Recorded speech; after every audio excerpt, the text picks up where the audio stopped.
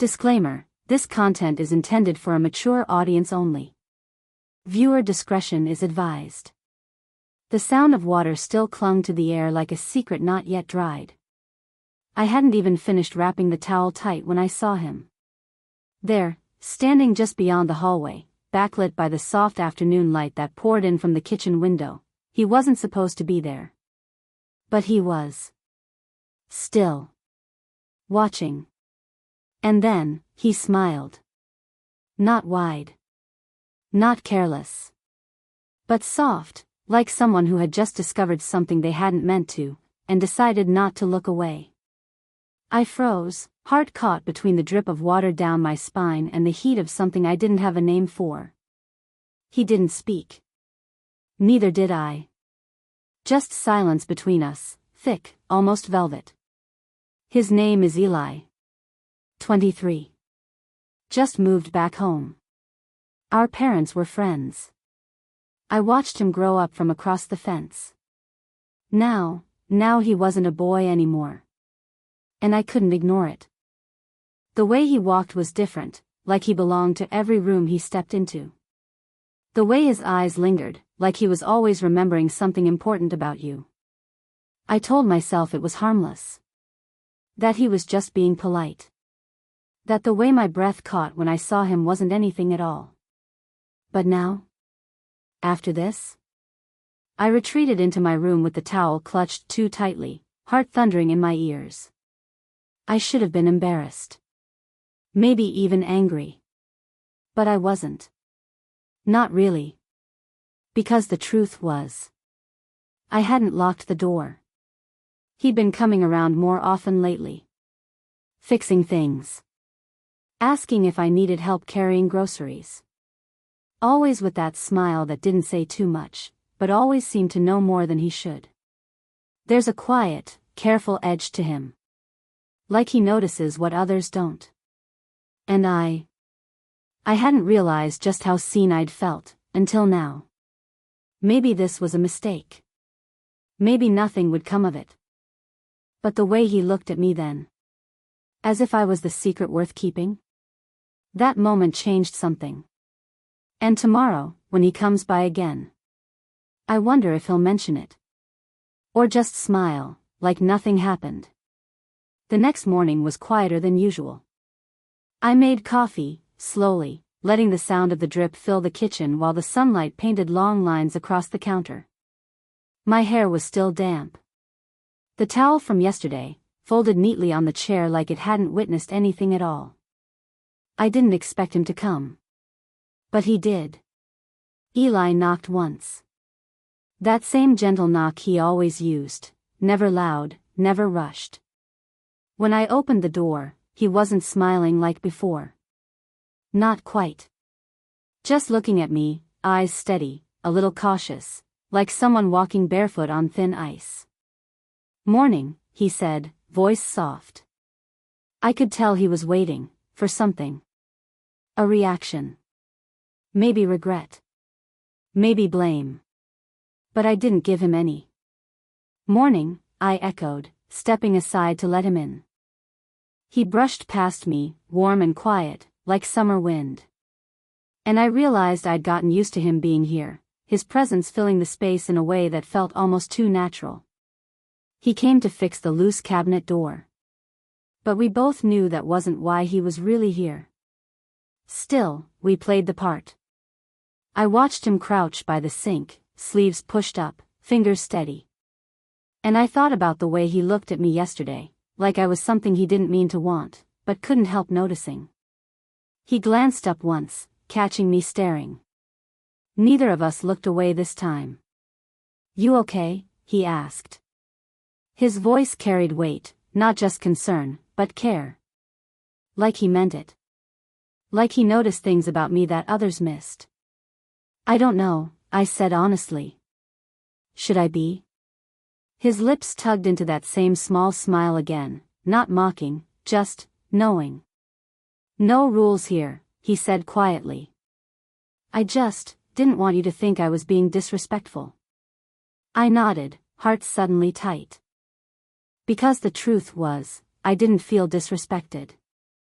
I felt seen. And that was somehow more frightening.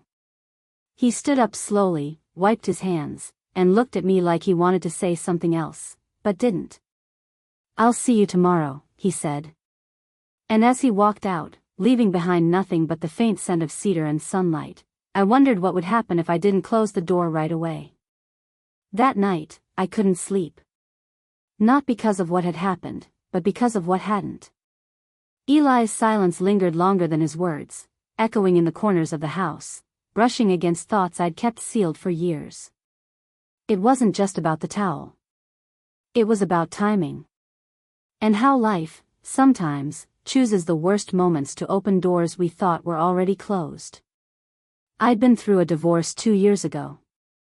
Quiet. Unremarkable. The kind that ends not with shouting, but with silence at dinner, 2 toothbrushes becoming 1. Since then, I'd built walls, polite smiles, full schedules, and a carefully curated distance from anything that felt too real. Too close. And Eli, he hadn't meant to slip past that. But he had. His mother and I talked earlier that week over coffee. She mentioned how he came back from the city because things got complicated. Didn't say more. I didn't ask. But there was something behind his eyes, some private ache that made him gentler, quieter than most men his age. And maybe that's why I noticed him. Not for how he looked, but for how he paused. People don't pause anymore. The next day, I caught myself cleaning more than usual. Rearranging things he might notice. Then scolding myself. He's young, I thought. Too young to be anything more than a passing warmth in a season I thought I'd already outlived. Still, when the doorbell rang at 11:30 a.m., I was already halfway there. "Forgot my tool bag," he said, rubbing the back of his neck. It was on the counter. I knew that. Maybe I hadn't reminded him on purpose. I handed it to him, but he didn't take it right away. Instead, he looked at me for a second too long. That same second as before. "Were you avoiding me?" he asked, quiet but direct. I wanted to say no. I wanted to say yes. But instead, I asked, "Would that make it easier for you?" His gaze dropped, then rose again, slower this time. "I don't want easier," he said. And then he left again. No smile this time. Just silence. And the sense that something between us had officially begun, even if neither of us had the courage to name it yet. I didn't see him for 3 days. The silence stretched longer than it should have, winding itself into the rhythm of my day, a rhythm I hadn't realized had started to depend on him. The mornings were quieter. The afternoons longer. I still made coffee at the same time, still stood by the window, but the absence sat beside me like something half-spoken. On the 4th day, it rained. The kind of rain that softens everything, turns sidewalks to mirrors and skies to watercolor. I watched it fall for hours. Thought maybe it would wash something away. Regret, maybe. Or possibility. Then, around 6 p.m., a knock. He stood there on the porch, soaked through, no umbrella. Just a hoodie clinging to his shoulders, hair matted to his forehead. I opened the door slowly. "You shouldn't be out in this," I said. "I needed to talk to you," he replied, rain still dripping from his lashes. We didn't move for a moment. The storm filled the silence between us, like it was holding its breath too. "I thought maybe you regretted it," he said. "Or that you were just being kind." I swallowed hard. "I don't know what I'm doing, Eli." Don't say I'm too young," he cut in, gently but firm. "You don't get to decide how I feel." I looked away. The room behind me felt suddenly too warm. He stepped forward, still outside, still soaked, not crossing the line. Just, close. "You didn't close the door that day," he said. His voice was quieter now, almost like he was saying it to himself. And I can't stop thinking about what that meant. I could feel it. The shift. Something unspoken between us rising to the surface, not rushed, not forced. Just, inevitable. I took a breath. Everything in me wanted to step back, to stay safe, untouched. But I didn't. Instead, I whispered, "Neither can I." His eyes searched mine, like he was waiting for permission he didn't want to take. And still, he didn't come inside. The storm raged behind him, and I stood in the doorway, not inviting, not denying. Just standing there, with the door still open. He didn't step inside that night. He just stood there, soaked, steady, and silent, until I closed the door gently between us. Not because I wanted to, but because I didn't know how not to. The house felt different after. Not quieter, but more aware. Like it knew something had shifted. And the next morning, I found the letter. Folded once, slid under my door in the early hours. His handwriting, careful, a little uneven. I didn't want to say it in the rain. I wasn't sure I had the right. But I think about you. In ways I probably shouldn't. And I don't know what this is, but it's real for me. If it's not for you, I'll walk away. Just say the word. I held the paper too long. Reread every line. And what scared me wasn't the words. It was that I wanted to say nothing. To let silence mean yes. But silence is dangerous. It lets hope grow wild in places where it shouldn't. That afternoon, his mother showed up unexpectedly. She brought a casserole, asked how I was doing, talked about the rain and the neighborhood. Then her voice changed, subtle, but sharp beneath the surface. "You've been spending a lot of time with Eli," she said, eyes lingering just a second too long. I smiled carefully. "He's been helping around the house." She nodded. "I just worry. He's healing from something. And he tends to attach quickly." It landed like a warning dressed as concern. And maybe it was. After she left, I sat with that letter in my lap and a silence that didn't feel gentle anymore. Because I wasn't just afraid of what might happen if I let him in. I was afraid of what might happen if I didn't, and he disappeared. If someone else got to be the softness in his story. That night, I heard a knock again. Not his. But mine. At his door. He opened it, surprised, unsure. "I got your letter," I said, voice low. He waited. Hope flickering, but contained. "I'm not asking for a promise," I whispered. "But I'm not asking you to walk away either." His breath caught. "So, what are you asking?" I stepped closer, the night folding around us like an answer neither of us could say out loud. He stepped back to let me in. No words at first. Just the quiet shuffle of shoes on the welcome mat and the sound of our breathing. The air between us was thick, not with confusion anymore, but clarity. Unspoken, but understood. He closed the door gently behind me. "I didn't think you'd come," he said. "I almost didn't," I admitted. But something about walking away felt worse than doing the wrong thing. He looked at me, eyes steady, softer than they'd ever been. "You think this is wrong?" I hesitated.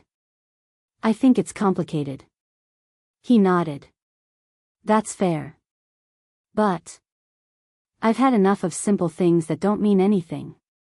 We sat on the couch, close but not touching. The rain had stopped, but the window still wore its memory in drops. "I never told you why I came back," he said, voice quieter now. I turned to him, listening.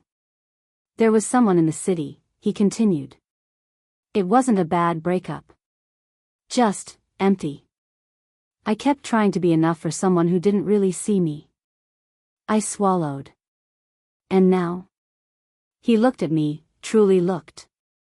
"Now I feel like I've been seen more in these past few weeks than in the last 5 years. And not because of what happened that day. But before that. The way you listen. The way you look at me like I'm not just passing through your life. I didn't realize I'd been holding my breath until I let it go. I was afraid, I whispered. Of being too much. Of being not enough. He reached for my hand, not possessive, just warm. You're not too much, he said. You're exactly what made me stop running. And just like that, something cracked open. Not fast. Not dramatic. Just real. We leaned into each other, foreheads touching lightly, the silence between us no longer a wall, but a beginning. And then the twist I hadn't expected. I got offered a job, he said quietly. Out of state. Just yesterday. I didn't want to tell you until I knew what this was. I didn't speak. Because now I knew. It wasn't about stopping something before it started. It was about choosing it, even if it might not stay. And in that moment, I chose him. Whatever came next, we'd meet it, eyes open. He didn't take the job. Or maybe he did, for a time. We never had a dramatic goodbye. No airport scene. No tearful confessions. Just mornings that passed quietly, one into another. Phone calls. Letters. The kind that felt handwritten even when they weren't.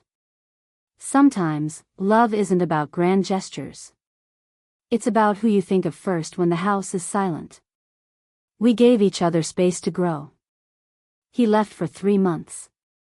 And I stayed, tending to my life, my home, and that quiet place inside me that had long been untouched. When he came back, it wasn't with fanfare. Just 2 knocks on the door. Familiar. Gentle.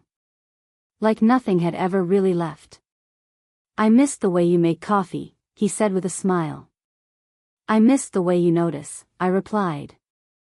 His mother softened, too. We never spoke directly about her warning that day, but something changed in her. Maybe it was the way he looked at me across the garden. Or the way I began to laugh again, softly, but fully. We never labeled what we were. There were no promises carved into stone. Just this quiet, mutual choosing. Again and again. Sometimes we'd sit by the window during storms, listening to the rain. Not remembering that first afternoon, exactly, but living in the way it made everything feel possible again. I no longer measured our moments in shoulds or coulds. I learned to live in the now. To love in it. And he, in return, stopped running. From his past. From himself. From the kind of affection that doesn't demand explanation. One evening, as we walked home in the early dark, he slipped his hand into mine. No words. Just skin against skin. The simplest kind of truth. I used to think I wasn't the kind of person people stay for, he murmured. I looked at him, soft and sure. You don't have to be. You just have to let them. And under the porch light, with the door wide open behind us, we stepped in. Not into perfection. But into something real. Something chosen. And that was enough.